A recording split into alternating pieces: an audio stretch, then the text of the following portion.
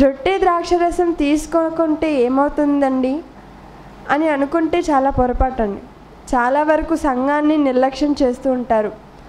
ఆదివారం సంఘానికి ఇంటి దగ్గర ఉన్న కూడుకొనక ఇంట్లోనే ఉంటూ సోషల్ మీడియా ద్వారా మేము ప్రత్యక్ష ప్రసారం వింటున్నాము, మేము లైవ్ చూసుకుంటున్నాము అని సంఘ సహవాసంలో పాల్గొనక దూరం అయిపోతున్నారండి. మరి ఇంతకీ ఈ రొట్టె ద్రాక్షరసం తీసుకోవాల్సిన అవసరం ఉందా లేదా? ఒకవేళ రొట్టె ద్రాక్షరసం తీసుకొనకుంటే నరకానికి వెళ్ళిపోతామా? ఇలాంటి విషయాలన్నీ నేడు మనం ఆలోచించుకుందాం. కాకపోతే ప్రియమైన దేవుని పిల్లలారా, నేడున్నటువంటి క్రైస్తవ సమాజంలో చాలా వరకు బైబిల్పై అవగాహన లేదు. అసలు మనిషి ఈ భూమి మీదకు ఎందుకు వచ్చాడో తెలియని స్థితిలో ఉన్నాడు. ఈ భూమి మీదకు మనం మన కొరకు బ్రతకడం కొరకు రాలేదండి. మనం ఏదో సంపాదించాలని, ఏదో సాధించాలని, వేటినో మనము కూర్చుకోవాలని, వీటి నిమిత్తం మనం ఈ భూమి మీదకు రాలేదు. మన కొరకు మనం బ్రతకడం కొరకు ఈ భూమి మీదకు మనము రాలేదు. మరి ఎందు నిమిత్తం వచ్చాము అన్నప్పుడు దేవుని నిమిత్తమే మనం ఈ భూమి మీదకు పంపబడ్డాము. ఆ విషయాలను దేవుడు తన గ్రంథమైన బైబిల్ నందు ఎన్నో మాటలను వ్రాయించాడు. ఈ భూమి మీదకు వచ్చినటువంటి మనిషి ఎలా బ్రతకాలి, ఎవరి కొరకు బ్రతకాలి, ఏమి చెయ్యాలి, ఎక్కడికి రావాలి, ఎలా ప్రవర్తించాలి, ఇవన్నీ కూడా వ్రాయించి ఇచ్చారు. కానీ వాటిని గ్రహించకపోగా బైబిల్లో ఉన్నటువంటి మాటలను కూడా గ్రహించలేకపోతున్నారండి. ఇక మనం ఆలోచిస్తే బైబిల్లో ఉన్నటువంటి సందర్భాలలో ఒక సందర్భమే మనం నేడు నేర్చుకునే ఉన్నది. మరి ఇంతకీ ఎక్కడ ఉంది మనం నేర్చుకునే ఈ పాఠం అన్నప్పుడు ఒకసారి లూకాసు వార్త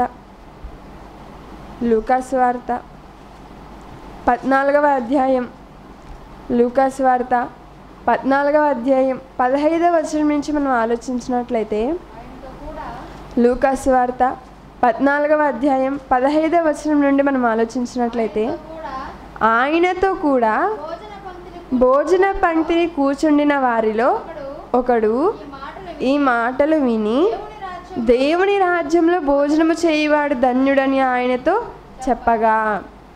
మనం జాగ్రత్తగా ఆలోచించాలని ఏముంది ఈ సందర్భంలో అంటారా? ఒక యేసుక్రీస్తుల వారు చాలా మాటలు చెప్పిన తర్వాత ఆయనతో ఉన్న వారిలో ఒకడు యేసుక్రీస్తుల వారితో చెప్తున్నాడంట, మరి ప్రభువా, దేవుని రాజ్యంలో భోజనం చేయువాడు చాలా ధన్యుడు కదా అని. అందుకు యేసుక్రీస్తుల వారు చెప్తున్నారంట ఏమని? ఆయన అతనితో ఇట్లా, నేనే చదువుతాను, జాగ్రత్తగా చూడండి పిల్లరా.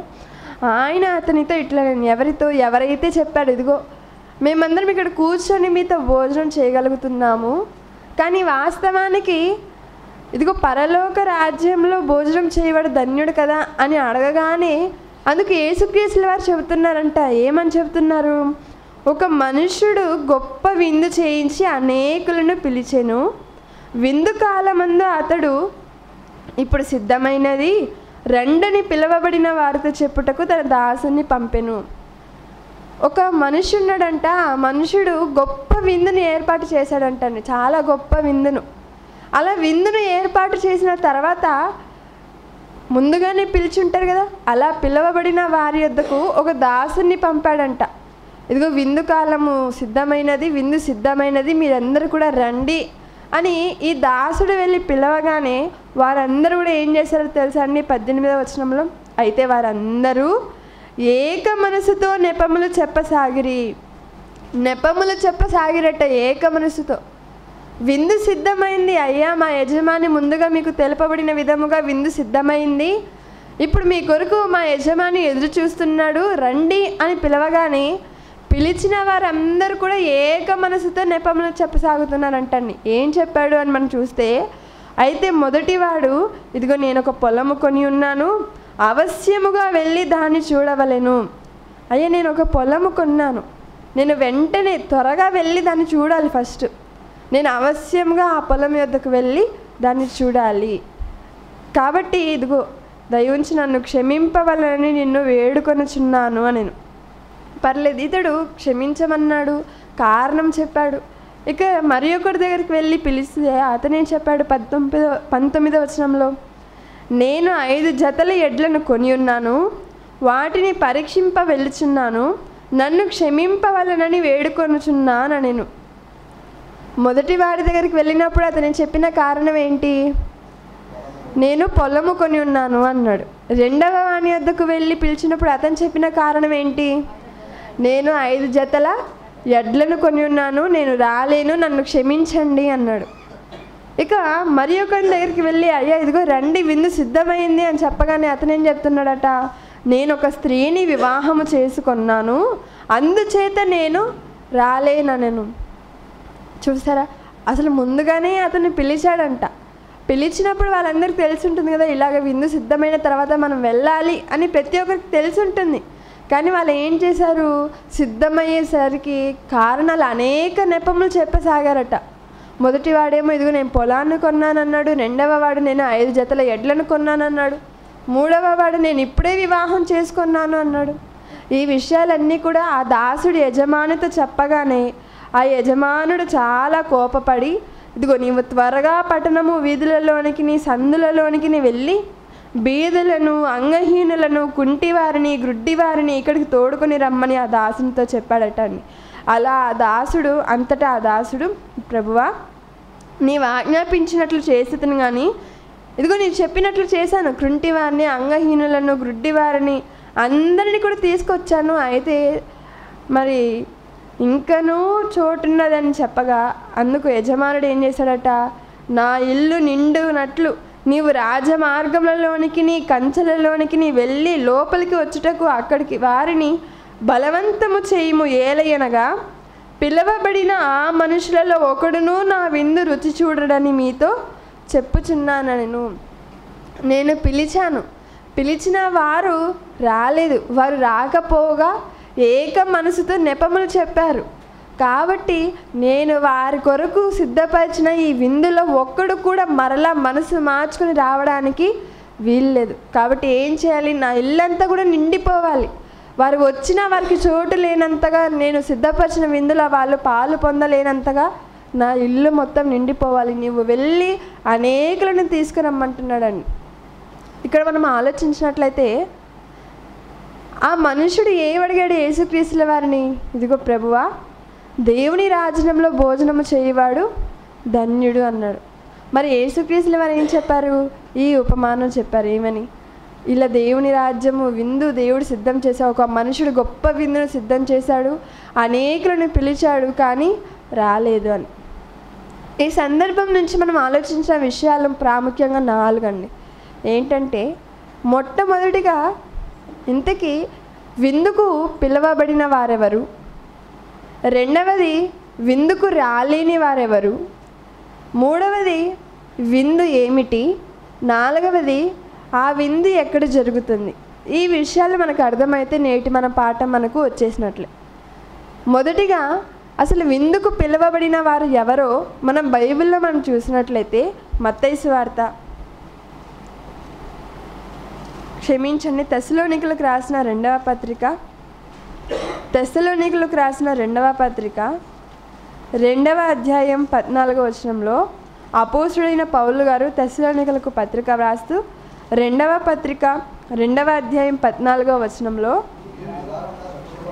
మీరు ఇలాగున రక్షింపబడి మన ప్రభువైన యేసుక్రీస్తు యొక్క మహిమను పొందవలెనని ఆయన మా సువార్త వలన మిమ్మును పిలిచెను. ఆయన మా సువార్త వలన మిమ్మును పిలిచెను.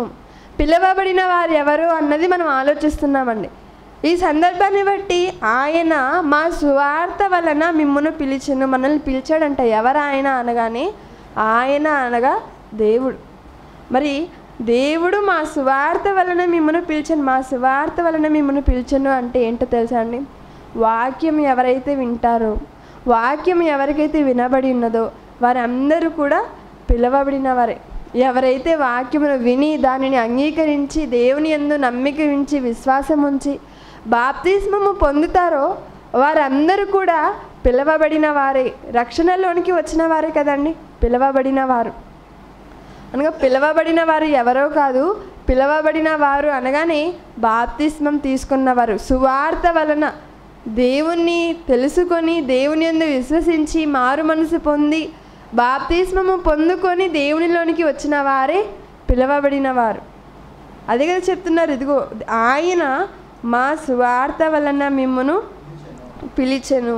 అలా పిలిచాడంటాడు దేవుడు. అందరినీ పిలిచాడు, బాప్తిస్మం ద్వారా మనల్ని పిలిచాడు. మరి వచ్చినటువంటి మనం ఏం చేస్తున్నాం అన్నప్పుడు దూరం అయిపోతున్నామేమో ఆలోచించాలి కదండి. బాప్తిస్మం తీసుకున్నాము, తర్వాత ఏంటి? మనం బాప్తిస్మం తీసుకొని ఇంట్లో కూర్చుంటే పరలోకానికి వెళ్ళిపోతామా? బాప్తిస్మం తీసుకొని కేవలం వాక్యాలు వింటూ దేవుని మాటలు నేర్చుకుంటూ సంఘ సహవాసంలో మనం ఉండకపోతే పరలోకానికి అంత సులువుగా వెళ్ళిపోతామా అండి? ఆలోచించాలండి నేటి దినాన్న. మరి సువార్త వలన పిలిచారట. అలా పిలిచిన వారు ఎవరో కాదు, పిలవబడిన వారు ఎవరో కాదు, వారే బాప్తిస్మం తీసుకున్నవారు. మరి బాప్తిస్మం తీసుకున్న వారు అనగా పిలవబడిన వారికి సిద్ధపరిచిన విందు ఏంటి? బాగుందండి.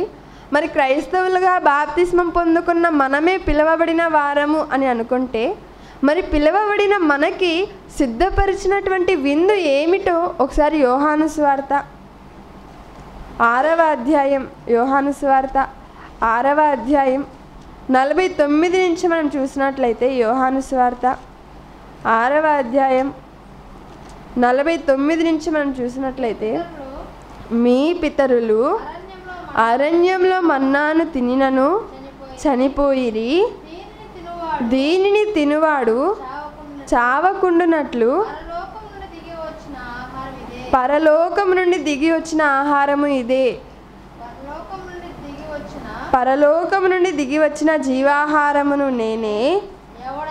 ఎవడైనను ఈ ఆహారమును భుజించితే వాడు ఎల్లప్పుడూ జీవించుదురు, మరియు నేనిచ్చు ఆహారము లోకమునకు జీవము కొరకైన నా శరీరమే అని మీతో నిశ్చయముగా చెప్పుచున్నాను నేను. యూదులు ఈయన తన శరీరమును ఎలాగూ తిననీయగలడని ఒకనితో ఒకడు వాదించిరి. కావున యేసు ఇట్లా నేను, మీరు మనుష్య కుమారుని శరీరము తిని ఆయన రక్తము త్రాగితేనే కానీ మీలో మీరు జీవం గలవారు కారు. నా శరీరము తిని నా రక్తము త్రాగువాడి నిత్య జీవము గలవాడు, అంత్యదినమున నేను వానిని లేపుదును. ఏమర్థమైందండి ఈ మాటల్లో మనకి? ఒకసారి మనం ఆలోచించినట్లయితే యేసుక్రీస్తుల వారు చెబుతున్నారంట, ఇదిగో మీ పితరులు అరణ్యంలో మన్నాను తినినను చనిపోయారు, కానీ ఇప్పుడు మీరు బ్రతికింపబడాలి అంటే ఏం చేయాలో తెలుసా? జీవాహారమును నేనే. నన్ను తిని ప్రతివాడు బ్రతికింపబడను. అప్పుడు అందరూ అనుకుంటున్నారంటే, ఏంటి ఇతన్ని తింటే మనం ఎలా బ్రతుకుతాము? ఒక మనుషుడు తన శరీరాన్ని ఎలాగ తిననీయగలడు అని వారిలో వారు అనుకుంటున్నప్పుడు యేసుక్రీస్తు వారు చెప్తున్నారంటాను, ఇదిగో నా శరీరము తిని రక్తము త్రాగితేనే కానీ మీలో మీరు జీవం గలవారు కారు. అలా ఎవరైతే తన శరీరాన్ని తిని రక్తాన్ని త్రాగుతారో వారిని అంత్యదినమున ఆయన లేపుతాడంటాను. మరి విందుకు పిలువబడిన వారు ఎవరు? విందుకు పిలువబడిన వారు ఎవరండి? బాప్తిస్మం పొందుకున్నవారు. బాప్తిస్మం పొందుకున్నటువంటి వారిని దేవుడు పిలిచి అలా పిలువబడిన వారికి సిద్ధపరిచినటువంటి విందు ఏంటో తెలుసా? యేసుక్రీస్తుల వారి శరీరము, ఆయన యొక్క రక్తము. మరి ఏంటండి యేసుక్రీస్తుల వారి శరీరము రక్తము మనం తీసుకుంటేనే మనం బ్రతికింపబడతామా అంటే అవునండి. ఆయన శరీరాన్ని తిని ఆయన రక్తాన్ని త్రాగితేనే మనము జీవం కలిగిన వారంగా ఉంటాము, నరకంలో పడకుండా ఉంటాం. ఒకసారి లూకాసు వార్త 13వ అధ్యాయం, లూకాసు వార్త 14వ అధ్యాయం, లూకాసు వార్త 14వ అధ్యాయం 15వ వచనంలో ఆయనతో కూడా భోజన పంక్తిని కూర్చున్న వారిలో ఒకడు ఈ మాటలు విని, దేవుని రాజ్యంలో భోజనము చేయవాడు ధన్యుడు, దేవుని రాజ్యంలో భోజనం చేయవాడు ధన్యుడు అన్నాడు. మరి ఆ భోజనం సిద్ధమైంది రండి అని అనగానే 18వ వచనంకి వచ్చేసరికి వారందరూ కూడా ఏక మనసుతో నెపములు చెప్పసాగిరట. మరి దేవుడు సిద్ధపరిచినటువంటి విందును వారు తీసుకున్నారా? లేదండి, అనేక నెపములు చెప్పారు. మరి ఇంతకీ దేవుని రాజ్యంలో భోజనం చేయవాడు ధన్యుడు అన్నారు కదా. మరి దేవుని రాజ్యం ఎక్కడుంది? దేవుని రాజ్యం ఎక్కడుంది? అని మనం ఆలోచిస్తే సంఘంగా కూడుకుంటున్నటువంటి ఇదే దేవుని యొక్క రాజ్యము. దేవుని రాజ్యం అనగా ఏదో కాదండి. దేవుని రాజ్యం అనగానే సంఘమైన మనమే దేవుని రాజ్యం. అలాంటి దేవుని రాజ్యంలో భోజనము చేయవాడు ధన్యుడట. మరి ఏంటి ఆ భోజనం, ఏంటి ఆ విందు అన్నప్పుడు యేసుక్రీస్తుల వారి శరీరము, ఆయన యొక్క రక్తం. ఒకసారి ప్రకటన గ్రంథం 5వ అధ్యాయం 9-10 వచనాలలో, ప్రకటన గ్రంథం 5వ అధ్యాయం 9-10 వచనాలలో, ఆ పెద్దలు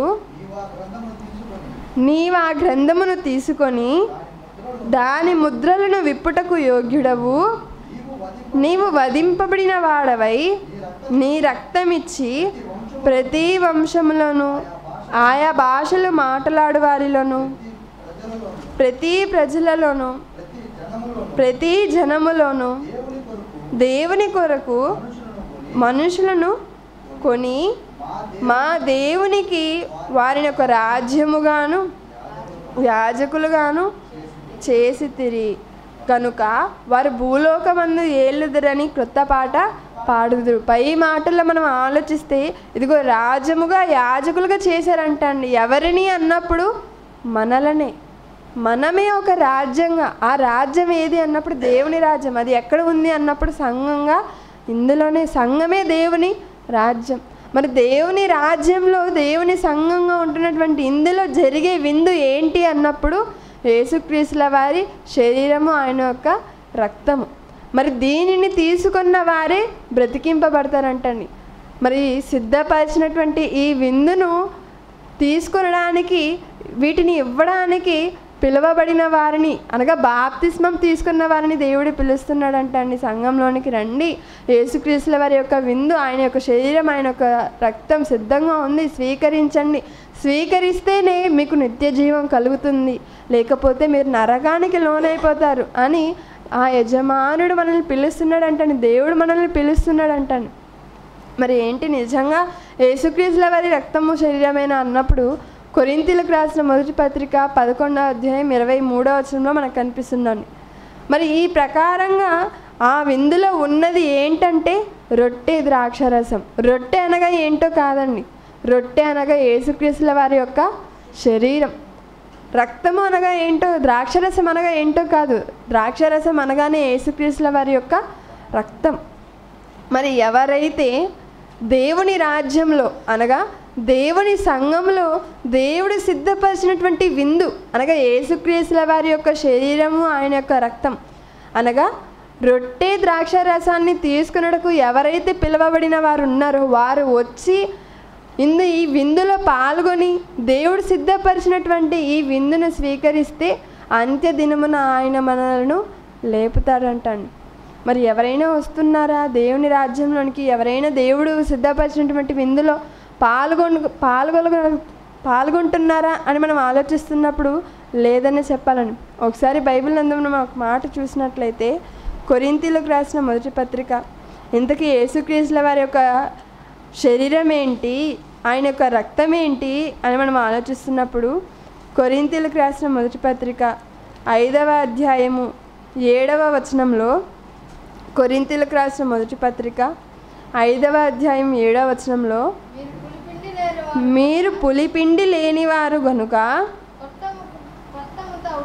క్రొత్త ముద్ద అవుటకై ఆ పాతదైన పులిపిండిని తీసి పారవేయుడి. ఇంతేగాక క్రీస్తు అను మన పస్కా పశువు వధింపబడెను. పస్కా పశువు అనగా ఎవరంటండి ఇక్కడ? యేసుక్రీస్తుల వారు. మరి పస్కా అన్నది ఏంటి అన్నప్పుడు ఒకనాటి ఇశ్రాయేలీల పండుగ, పస్కా పండుగ. మరి దాన్ని ఎందుకు జరుపుకున్నారు అన్నప్పుడు ఆనాడు సంహారక దూత వారి ఇంటికి రానివ్వకుండా, వారి ఇంటికి రాకుండా వారు పస్కాను ఆచరించడం మనకు కనిపిస్తుంటుంది. మరి నేడు మనం ఉంటున్నటువంటి ఈ కాలంలో మనం యేసుక్రీస్తుల వారి యొక్క పస్కాను మనం ఆచరించాలంటే ఆచరించాలండి. ఎందుకు అన్నప్పుడు సాతాను వలలో మనం పడిపోకుండా, సాతానుకు మనం లోనవ్వకుండా, వాడి ఎత్తులకు మనము లొంగిపోక ఇదిగో సాతాను నుంచి మనం కాపాడే ఒకే ఒకటి అదే యేసుక్రీస్తుల వారి పస్కా. అందుకే చెప్తున్నాను, పాతది మీరు తీసి పాడేయండి. ఇంతేకాదు, క్రీస్తు అను మన పస్కా పశువును వధింపబడిను. ఎవరి కొరకు వధింపబడ్డాడండి యేసుక్రీస్తుల వారు? మన కొరకే కదండి. ఈ లోకంలో ఉన్న వారు అందరి కొరకు యేసుక్రీస్తుల వారు వధింపబడ్డారు. మరి వధింపబడి ఇదిగో దేవుని బహుమానమే బలియాగం అయిపోయిందా అన్నప్పుడు బలియాగం అయింది కదండి. అసలు దేవుడిచ్చు బహుమానం ఏదన్నారు కీర్తన గ్రంథంలో? గర్భఫలమే కదా. గర్భఫలము దేవుడిచ్చు బహుమానం. మరి అలాంటి బహుమానమే కదా యేసుక్రీస్తుల వారు కూడా. అలాంటిది బహుమానమైన యేసుక్రీస్తుల వారు ఏమైపోయారు? మన కొరకు బలియాగమైపోయారు శిలువపై. మరి బహుమానంగా చెప్పబడుతున్నటువంటి మనం ఎంతవరకు బలియాగం అవ్వగలుగుతున్నాం? ఎంతవరకు యేసుక్రీస్తుల వారిలో పాలు పొందుకోగలుగుతున్నాం? ఆయన మన కొరికే కదా ఆయన రక్తాన్ని, ఆయన శరీరాన్ని మనకు ఇచ్చారు. మరి ఎంతవరకు మనం తీసుకోగలుగుతున్నామండి? ఆరాధనకి రండి అని ఎన్నో నెపములు చెప్పారు కదా, చూసాం కదా. అందరినీ విందు సిద్ధపరిచిన తర్వాత పిలవగానే వారందరూ కూడా ఏక మనసుతో నెపములు చెప్పసాగిరట. ఈనాడు మనం కూడా ఎవరినైనా అందరినీ పిలుస్తున్నాం అనుకోండి ఆరాధనకి, అప్పుడు చాలా వరకు కూడా చాలామంది నెపములు చెబుతూ ఉంటారు. మరి ఆ నెపములు ఎలాంటివో మనకు తెలిసే ఉంటాయి. ఎందుకు? మనం కూడా ఏదో ఒక రోజున చెప్పే ఉంటాం. కానీ ఇక్కడ నేడు మనం నేర్చుకునే ఉన్న ఈ పాఠం నుండి మనం ఏం నేర్చుకోవాలి అన్నప్పుడు, ఎప్పటి వరకు అన్నప్పుడు మనం మరణాంతరం వరకు, మనలో ప్రాణం ఉన్నంత వరకు ఈ విందులో మనము తప్పిపోకూడదు. దేవుడు సిద్ధపరుస్తున్నటువంటి ఈ విందులో ఖచ్చితంగా మనం పాలు పొందాలి. అలా పాలు పొందితేనే దేవుడు అంత్యదిన మనల్ని లేపుతాడంట. ఒకవేళ మనం లేపకపోతే మన పరిస్థితి ఏంటండి? మన పరిస్థితి ఏంటో, ఎలా ఉంటుందో, మరణించిన తర్వాత దేవుని కొరకు బ్రతకని వారి పరిస్థితి ఏంటో ఇదే లూకాసు వార్త 16వ అధ్యాయంలో మనకు కనిపిస్తుంటుంది. ధనవంతుడి పరిస్థితి. మరి ఈ భూమి మీద బ్రతికినంత కాలం తన కొరకు తాను బ్రతుకుతూ ఎంతో సుఖిస్తూ సంతోషంతో తన కుటుంబంతో అందరూ కూడా దేవుని విడిచిపెట్టి ఎంతో సుఖించారండి. కానీ దేవుని మాటలు ప్రకటిస్తున్నా విన్నారా అంటే వినలేదు. ఆనాడు మోషే అలానే ప్రవక్తలు ఉన్నారు, అయినా కూడా వినలేదు. మరణించాడు, కన్ను మూసాడు. ఒకే ఒక్క క్షణంలో మారు మనసు పొందేసుకున్నాడండి. మరి అయ్యా, ఆ లాజరుని మా ఇంటికైనా పంపించు, అక్కడ నా వల్ల 5 మంది సహోదరులు ఉన్నారు, ఇక్కడికి వచ్చేస్తారేమో, ఇక్కడ రానివ్వకుండా వారినైనా కాపాడుకుంటాను అంటే అబ్రహాం గారు ఏమన్నారండి? అక్కడ మోషేయు ప్రవక్తలను ఉన్నారు, వారి మాట విని వారు మారుతారులే, నువ్వు శిక్షణ అనుభవించనేసాడండి. అనగా ఒక్కోసారి మనం కనుమూస్తే మనం మార్చుకునేది ఏమి ఉండదు. అందుకే బ్రతికి ఉన్నప్పుడే మనం మారాలి, బ్రతికి ఉన్నప్పుడే మనం ఆలోచించాలి. మరణించిన తర్వాత అసలు ఉపాయం కూడా మనకి ఉండదంట అండి. తెలివి ఉండదంట, ఉపాయం ఉండదంట, జ్ఞానం ఉండదంట. ఎప్పుడు అన్నప్పుడు మరణించిన తర్వాత ఇవన్నీ మనకి ఎప్పుడు ఉంటాయి అంటే బ్రతికి ఉన్నప్పుడే. మరి ఈ బ్రతికి ఉన్నప్పుడే మనం అన్నిటినీ తెలుసుకోవాలండి. దేవుడు కేవలం చెప్పబడుతున్నటువంటి వారికి, అనగా చెబుతున్న వారికే దేవుని గ్రంథాన్ని ఇచ్చాడా అండి? లేదు. కేవలం చెప్పేవారికే ఇచ్చారా? లేదు. వినేవారికి కూడా ఇచ్చారంటే దేవుని యొక్క ఉద్దేశం ఏంటో తెలుసా? ప్రతి ఒక్కరూ నా మాటలు ధ్యానించాలి, ప్రతి ఒక్కరు గ్రహించాలి. నా మనసు ఏంటో, నా ఆవేదన ఏంటో, నేను అసలు ఎందుకు భూమి మీదకి పంపించానో వారి యొక్క కారణ జన్మలు. ప్రతి ఒక్కరు కూడా కారణ జన్మలు కదండి. ప్రతి ఒక్క పుట్టుకకు కారణం ఉంటుంది. మరి తల్లి గర్భంలో కోట్ల కొలది శుక్రకణాలు ప్రవేశించినప్పుడు అవి ఏవి కూడా ఫలదీకరణం చెందక మనమే ఫలదీకరణం చెంది తల్లి గర్భంలో 9 నెలలు దేవుడు మనల్ని కాచి కాపాడి భూమి మీదకి పంపించాడంటే ఏదో ఒక కారణం ఉండే ఉంటుంది కదండి. మరి ఆ కారణాన్ని తెలుసుకున్నటువంటి మనం ఏం చేయాలి? వచ్చినటువంటి మనం దేవుని మాటలను తెలుసుకోవాలి, నేర్చుకోవాలి, వాక్యం వినాలి. దేవుడు సిద్ధపరిచినటువంటి విందు ఏంటో కాదు, ఆ విందే వాక్యం. వాక్యం ఎవరైతే వింటారో, ఆ విందులో ఎవరైతే పాల్గొంటారో, ఆ విందులో ఇచ్చే భోజనం యేసుక్రీస్తుల వారి యొక్క శరీరము, ఆయన యొక్క రక్తము. వీటిని తీసుకున్న వారే ఎల్లప్పుడూ కూడా జీవం కలిగిన వారిగా బ్రతుకుతారంటాను. ఒకసారి మనం చూసినట్లయితే యోహాను సువార్త 6వ అధ్యాయము, యోహాను సువార్త 6వ అధ్యాయం 49, 50 వచనాలు మనం మరలా ఆలోచించినట్లయితే యోహాను సువార్త 6వ అధ్యాయము 49-50 వచనాలు మనం చూసినట్లయితే, మీ పితరులు అరణ్యంలో మన్నాను తినినను చనిపోయిరి, దీనిని తినివాడు చావకుండునట్లు పరలోకము నుండి దిగి వచ్చిన ఆహారం ఇదే. అసలు ఏమనుకుంటున్నారు? మీ పితరులు ఆహారము లేక చనిపోలేదు, వారు మంచి ఆహారం తీసుకున్నారు, మన్నాను తినినను వారు చనిపోయారట. మరి ఇప్పుడు మీరు బ్రతికింపబడాలి అంటే మంచి పౌష్టిక ఆహారాలు తీసుకుంటేనే, మంచి డైట్ ఉన్నటువంటి ఫుడ్ తీసుకుంటేనే బ్రతుకుతారు అని లేదండి. ఎలా బ్రతుకుతామంటే కేవలం యేసుక్రీస్తుల వారి మాత్రమే మనము బ్రతుకుతాం. ఆయన వలనే అందుకే చెప్పాడు, ఇదిగో పరలోకం నుండి దిగి వచ్చిన ఆహారము నేనే. ఎవరైతే నా శరీరము తిని నా రక్తము త్రాగుతాడో అతనే బ్రతికింపబడతాడు, అతడే జీవింపబడతాడు, అతనినే నేను అంత్యదినమున వాడిని లేపుతాను అని యేసుక్రీస్తుల వారు చెప్పడం జరిగిందండి. అనగా మనం ఆలోచించవలసిన మాట ఏంటన్నప్పుడు, రొట్టె ద్రాక్షరసం తీసుకొనకపోతే నరకమేనా అంటే నరకమే అని. ఎందుకు నరకం అన్నప్పుడు ఇక్కడ చెబుతున్నారు కదా యేసుక్రీస్తుల వారు, ఇదిగో నా శరీరాన్ని నా రక్తాన్ని తిని త్రాగేవాడే బ్రతికింపబడతాడు, నిత్య జీవం పొందుతాడు. మరి అలాంటిది ఆయన యొక్క శరీరాన్ని ఆయన యొక్క రక్తాన్ని మనం తీసుకోలేదనుకోండి, బ్రతికింపబడతామా? లేదు. ఇప్పుడు ఒక చెట్టు గురించి మనం ఆలోచించామనుకోండి, చెట్టులో అనేక కొమ్మలు మనకు కనిపిస్తూ ఉంటాయి. ఒక కొమ్మను నరికి పక్కన పడేసామనుకోండి, చెట్టులో ఉన్నటువంటి కొమ్మలు ఎలాగున్నాయో అలాగే మనకు కనిపిస్తుందా? నరికి వేయబడిన కొమ్మ కనిపించదు, అది ఎండిపోతుంది, వాడిపోతుంది, అంతేనా? అందులో జీవం ఉండదు. మరి దానికి ఎప్పుడు జీవం ఉంటుంది? అది ఎప్పుడు పచ్చగా కనిపిస్తుంది అన్నప్పుడు, ఒక చెట్టులో ఉన్నప్పుడే. మరి మనం బ్రతికింపబడాలి అంటే, మనం నిత్య జీవానికి వారసులు కావాలంటే ఎలా ఉండాలి అన్నప్పుడు, ఇదిగో సంఘంలో మనం ఉండాలి. సంఘంలో సంఘ సహవాసంలో ఉంటూ దేవుడు సిద్ధపరిచినటువంటి విందును, అనగా యేసుక్రీస్తుల వారి యొక్క రక్తాన్ని, ఆయన యొక్క శరీరాన్ని మనం తీసుకున్నప్పుడే బ్రతికింపబడతాం, జీవం గలవారంగా ఉంటామని. ఒకసారి యోహాను సువార్త, ఇదే యోహాను సువార్త 6వ అధ్యాయం 54వ వచనంలో మనం చూస్తున్నట్లయితే, యోహాను సువార్త 6వ అధ్యాయం 54వ వచనంలో, నా శరీరము తిని నా రక్తము త్రాగువాడు నిత్య జీవము గలవాడు, అంత్యదినముందు నేను వానిని లేపుదును. చూసారంటండి, అసలు యేసుక్రీస్తుల వారు తేల్చి చెప్పేశారు, ఎవరయ్యా బ్రతుకుతారు, ఎవరయ్యా నిత్య జీవాన్ని పొందుకుంటారు అనగానే, ఇదిగో ఎవరైతే నా శరీరాన్ని తిని నా రక్తమును త్రాగుతాడో అతనే నిత్య జీవం పొందుతాడు. ఎవరైతే దేవుని మాటలు విని దేవుని చెంతకు చేరుతారో వారే బ్రతికింపబడతారు. మరి దేవుని మాటలు వినాలా అండి? సంఘంగా మనం కూడుకోవాలా? ప్రతి వారం మనం సంఘానికి వచ్చి యేసుక్రీస్తుల వారి శరీరాన్ని రక్తాన్ని తీసుకోవాలా అంటే ఖచ్చితంగా తీసుకోవాలండి. ఒక సందర్భాన్ని మనం ఆలోచిస్తున్నప్పుడు, అపోస్తుడైన పౌలు గారండి, అతను ఎంత గొప్ప సువార్త ప్రయాణికుడు అండి. అనేక ప్రాంతాలకు ప్రయాణాలు చేశాడు. కానీ ప్రయాణాలు సాకు చెప్పి ఆయన ఏ రోజు కూడా దేవుని సంఘానికి వెళ్ళటం మానలేదండి. ఒకానొక సందర్భంలో అతను సంఘాన్ని వెతుకుతున్నాడంటే, దేవుని పిల్లలు ఎక్కడ కూడుకుంటున్నారు, వారు ఎక్కడ ఉంటారు, దేవుని మాటలు ఎక్కడ వినిపింపబడతాయి. మీరు ఒకసారి ఆయన ప్రయాణాలు చూడండి. ఆయన ఏ ఊరికి వెళ్ళినా మొట్టమొదటిగా ఆయన కనుగొనేది ఏంటి అన్నప్పుడు, సమాజపు మందిరాలనే. ఎందుకన్నప్పుడు ఆనాడు యూదులైనటువంటి వారు సమాజ మందిరంలోనే కూడుకునేవారు.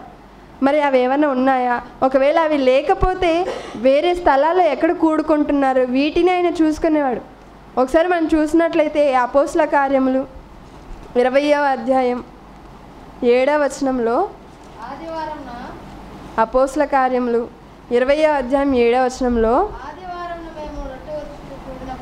ఆదివారమున మేము రొట్టె విరుచుటకు కూడినప్పుడు పౌలు మరునాడు వెళ్ళనయుండి వారితో ప్రసంగించుచు అర్ధరాత్రి వరకు విస్తరించి మాట్లాడుచుండెను.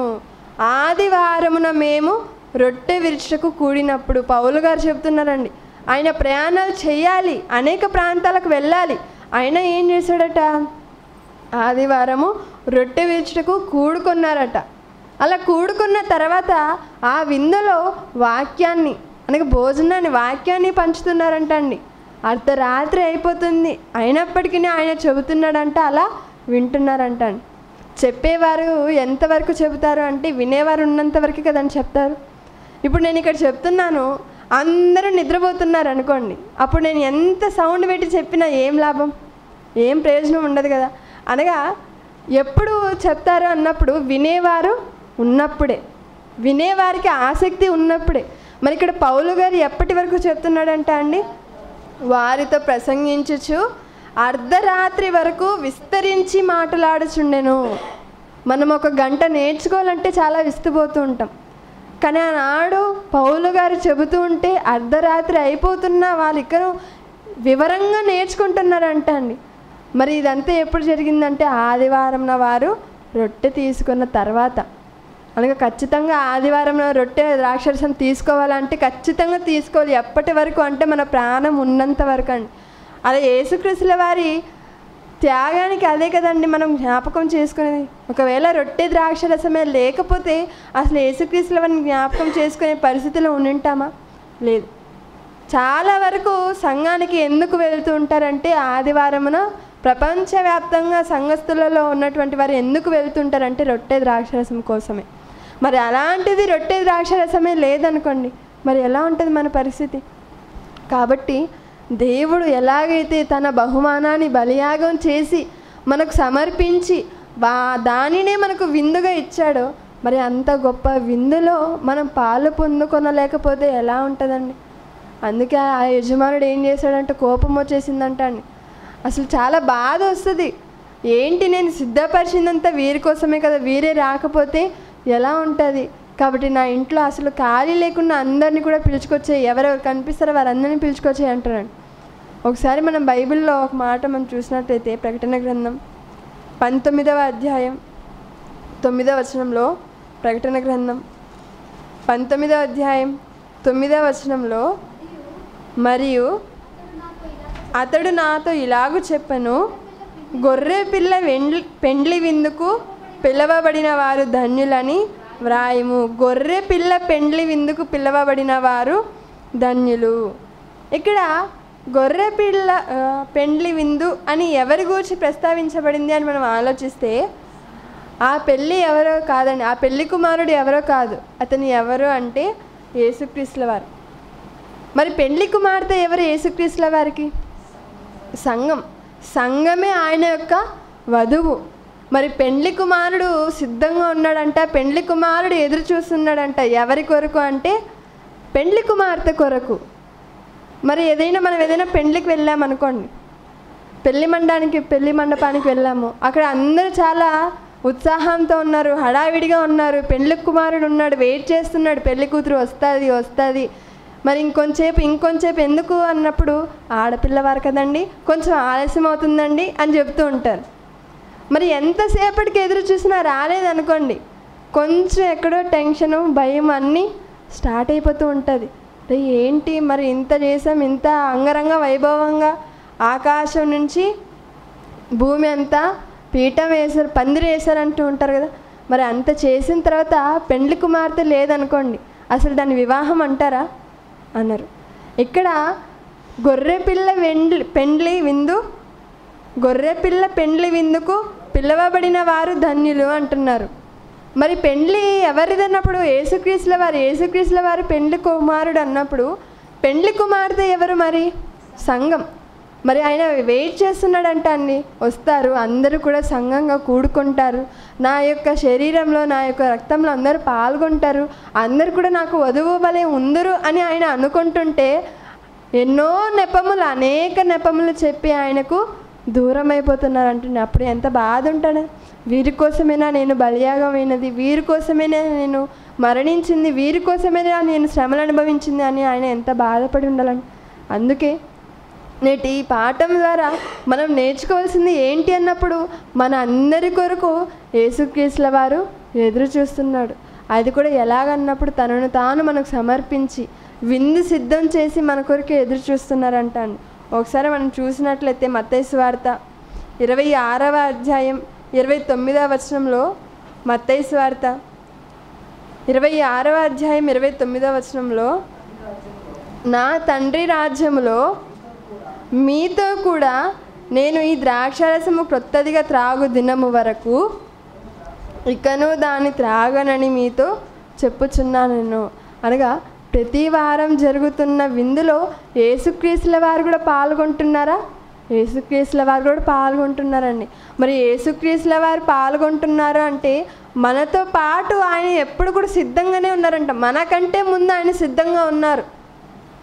మరి మనలో ఏది? అందుకే కదా ప్రకటన గ్రంథంలో ఒక మాట వ్రాయబడి ఉంటుంది, ఇదిగో నేను తలుపు యొద్ద నుండి నిల్చుండి తట్టుచున్నాను, ఎవడైనాను నా స్వరము విని తలుపు తీసిన ఎడల నేను వాని యందును వాడు నా యందును మేము కూర్చొని భోజనము చేయుదుము అని.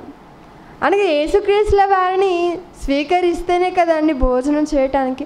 బాప్తిస్మం తీసుకుంటేనే మనం విందులో పాల్గొనడానికి అర్హులం అవుతాం. అలా తీసుకున్న తర్వాత ఏం చేయాలి అంటారా? బాప్తిస్మం పొందిన తర్వాత ఏం చేయాలి అంటారా? మొదటి శతాబ్దంలో ఉన్నటువంటి వారు, క్రైస్తవులుగా పిలువబడిన వారు బాప్తిస్మం తీసుకొని వారు ఏం చేసినారో తెలుసా? వారు అపోస్తలుల బోధ యందును సహవాసమందును రొట్టె విరుచుట ఎందును ప్రార్థన చేయట ఎందును ఎడతెగక ఉన్నారట అండి. ఎడతెగక ఎందులో ఉన్నారు? ఎడతెగక అన్నప్పుడు ఇదిగో రొట్టె విరుచుట ఎందు, అపోస్తలుల బోధ ఎందును. బోధ అనగా ఏంటి? వాక్యం అనగా అంతేనా? వాక్యం. మరి వాక్యం అనగా ఎవరండి? ఇదిగో ఆది యందు వాక్యం ఉండెను, వాక్యము దేవుడై ఉండెను, వాక్యము దేవుని యొద్ద ఉండెను, వాక్యము దేవుడై ఉండెను, ఆ వాక్యమే కృపాసత్య సంపూర్ణునిగా మన మధ్య నివసించను. ఆయనే ఎవరో కాదు, ఆయన యేసుక్రీస్తుల వారు. ఆ యేసుక్రీస్తుల వారు మన కొరకు రొట్టె ద్రాక్షరసంగా మన ముందుకు వచ్చారు. మరి అలా వస్తున్నటువంటి యేసుక్రీస్తుల వారిలో మనం పాల్గొనగలుగుతున్నామా? ఆ విందును మనం స్వీకరించే పరిస్థితుల్లో మనం ఉంటున్నామా? లేకపోతే వారు చెప్పిన విధంగా అనేక నెపములు చెప్పి, కారణాలు చెప్పి దేవుని సంఘానికి సహవాసానికి రాలేకపోతే వారుగా ఉంటున్నామా? అందుకే మన అందరిని కూడా హెచ్చరిస్తూ హెబ్రీలకు పౌలు గారు పత్రిక వ్రాస్తూ చెప్తుంటారు, కొందరు మానుకొనుచున్నట్టుగా సమాజముగా కూడుట మానక కొందరు మానేస్తున్నారు. మరి వారికి దేవుని యొక్క రాజ్యం అనగా ఏంటో, దేవుడు సిద్ధపరిచిన విందు ఏంటో, ఆ విందులో ఏమి ఉందో తెలియక కొందరు మానేస్తున్నారు. అలా కొందరు మానుకొనుచున్నట్టుగా సమాజంగా కూడుట మానక ఒకరినొకరు హెచ్చరించుచు ఆ దినము సమీపించుట చూచుట కొలది. ఏ దినము? యేసుక్రీస్తుల వారి రాకడ. ఆయన రాకడ సమీపంలో ఉంది, అంతే కదండి. మన చుట్టూ ఉన్నటువంటి సమాచారం మనం వింటున్నప్పుడు భయం వేసేస్తుంటుంది. ఏంటి, పలానా దేశంలో ఇంతమంది చనిపోయారా, పలానా ప్రాంతంలో ఇలాంటి సంఘటన సంభవించిందా? మరి ఇలాంటివి చూస్తున్నప్పుడు మనకు భయం రావాలి. మనకి ఏం అర్థం అవ్వాలి? యేసుక్రీస్తుల వాడి రాకడ దగ్గరలో ఉంది, సమీపంలో ఉంది. మరి ఆ దినము సమీపించుట మనం చూచుట కొలది ఏం చేయాలో తెలుసా? ఒకరిని ఒకడు ప్రేమ చూపుట ఎందును సత్కార్యము చేయుటకును ఒకరినొకరు పురికొల్పుకోవాలట అండి. పురికొల్పుకోవాలట. మనం పురికొల్పుకుంటూ ఉంటాం దేనిలో అన్నప్పుడు, రండి రండి రండి, కొత్తగా ఒక షాపింగ్ మాల్ ఓపెన్ చేశారంట, వెళ్ళి అక్కడ మనకి ఏవి కావాలో కొనుక్కుందామని. లేకపోతే పదండి పదండి, మరి మమ్మల్ని పెళ్ళికి ఆహ్వానించారు, మేము ఒకటే వెళ్తే ఏం బాగుంటుంది, కుటుంబంగా మనం అందరం వెళ్దాము అని పక్కింటి వారిని ఎదురింటి వారిని అందరం కూడా పిలుచుకెళ్తాం. అలానే ఏ కార్యక్రమాలకైనా, ఏ శుభ కార్యక్రమాలకైనా అందరినీ కూడా మనం పిలుచుకెళ్ళిపోతూ ఉంటాం, ఒకరినొకరు పులికొల్పుకుంటూ ఉంటాం. అనారోగ్యంగా ఉందంటే అంటే ఏంటండి, ఏదో ఒక రోజుకి కలుసుకున్నాము, ఏదో ఒక రోజే కదా, పదండి పోదాం అంటుంటాం. కానీ ఎక్కడ తెలుసా మనం రావాల్సింది? సంఘంలోనికి. అందుకే కొందరు మానేస్తున్నారు, వారికి తెలియడం లేదు. అలా కొందరు మానుకొనిచున్నట్టుగా మీరు సమాజంగా కూడుట మానక. ఎందుకు మానద్దంటున్నాడంటే యేసుక్రీస్తుల వారు మీ కొరకు సిద్ధంగా ఉన్నారు. యేసుక్రీస్తుల వారు సిద్ధంగా ఉన్నారు, దేవుడు సిద్ధంగా ఉన్నారు. మరి ఆ విందులో మనం సిద్ధంగా ఉంటున్నామా పాల్గొనడానికి? మనం ఆసక్తి కలిగిన వారంగా మనం ఉంటున్నామా? ఆలోచించాలి కదండి. ఒకసారి మరలా లూకాసు వార్త 14వ అధ్యాయం 21, 22 వచనాలు మనం చూసినట్లయితే, లూకాసు వార్త 14వ అధ్యాయం 21వ వచనం మనం చూసినట్లయితే, అప్పుడు ఆ దాసుడు తిరిగి వచ్చి ఈ మాటలు తన యజమానునికి తెలియజేయగా ఆ ఇంటి యజమానుడు కోపపడి నీవు త్వరగా పట్టణపు వీధులలోనికి సందులలోనికి వెళ్ళి బీదలను, అంగహీనులను, కుంటివారిని, గ్రుడ్డివారిని ఇక్కడికి తోడుకొని రమ్మని ఆ దాసునితో చెప్పాడంటండి. ఎందుకు చెప్పాడని ఆలోచిస్తున్నారా?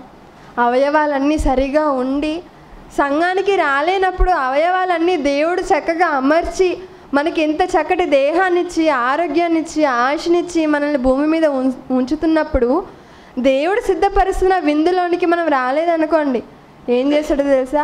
అసలు మనం ఎప్పటికీ కూడా రాలేనంత విధంగా దేవుడు చేసేయగలడండి.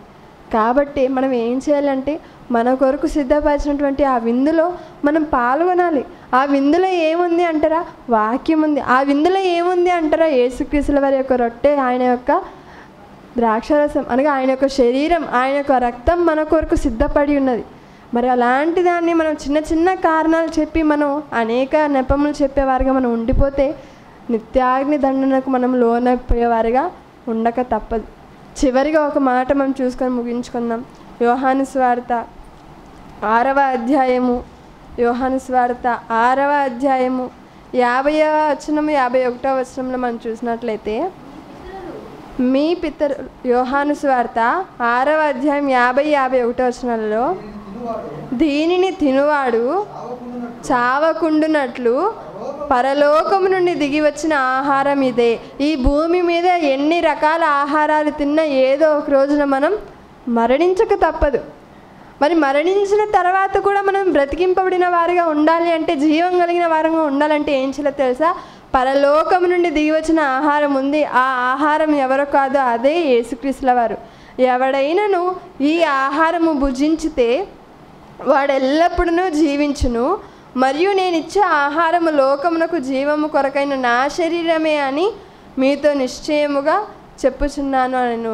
కాబట్టి పరలోకము నుండి దిగి వచ్చిందంట అండి ఆహారం మన కొరకు. ఆ ఆహారము మనము ఎప్పుడు వరకు భుజించాలంటే ఎల్లప్పుడూ భుజించాలి. ఎల్లప్పుడూ మనం బ్రతికినంత కాలం భుజించాలి. అది ఎక్కడ మనకు దొరుకుతుంది అన్నప్పుడు దేవుని రాజ్యంలో. చెప్పాడు కదా, ఇదిగో దేవుని రాజ్యంలో భోజనం చేయవాడు ధన్యుడు. మరి అలాగ మనం ధన్యులు కావాలి అంటే, నిత్య జీవానికి వారసులుగా ఉండాలి అంటే, అంత్యదినమున మనము లేపబడాలి అంటే ఏం చేయాలో తెలుసా? యేసుక్రీస్తుల వారు మనకై ఇచ్చినటువంటి రొట్టె ద్రాక్షరసాన్ని మనము ఎల్లప్పుడూ తీసుకోవాలి. ప్రతి వారం తీసుకోవాలి. ప్రతి వారం మనం తీసుకుంటేనే ఆయన శిక్షించే ఆ శిక్షణలోనికి మనం వెళ్ళక, నిత్య దండనలోనికి మనం వెళ్ళక, ఎల్లప్పుడూ కూడా యేసుక్రీస్తుల వారితో పాటు నిత్య జీవం కలిగిన వారంగా ఉంటూ ఆయన ఉన్న లోకానికి మనమందరం కూడా చేరుకుంటాం. కాబట్టి రొట్టె ద్రాక్షరసం తీసుకొనకపోతే నరకమేనా? నరకమే. ఎందుకు తీసుకోవాలి అన్నప్పుడు మనం జీవింపబడడానికి తీసుకోవాలి. ఒకవేళ అదే రొట్టె ద్రాక్షరసం మనం తీసుకొనలేదు అనుకోండి, ఖచ్చితంగా మనం చనిపోయిన వారిలోనే లెక్క. కాబట్టి మన ప్రాణం ఉన్నంత వరకు ఎప్పుడు కూడా సంఘ సహవాసాన్ని మనం విడిచిపెట్టకూడదు. సంఘ సహవాసంలో ఉండాలి. సంఘ సహవాసం అనగానే ఏదో కాదు, అదే దేవుని రాజ్యం. దేవుని రాజ్యంలో యేసుక్రీస్తుల వారు ఎదురు చూస్తున్నారంటే, పెండ్లి కుమారుడు ఎదురు చూస్తున్నాడు.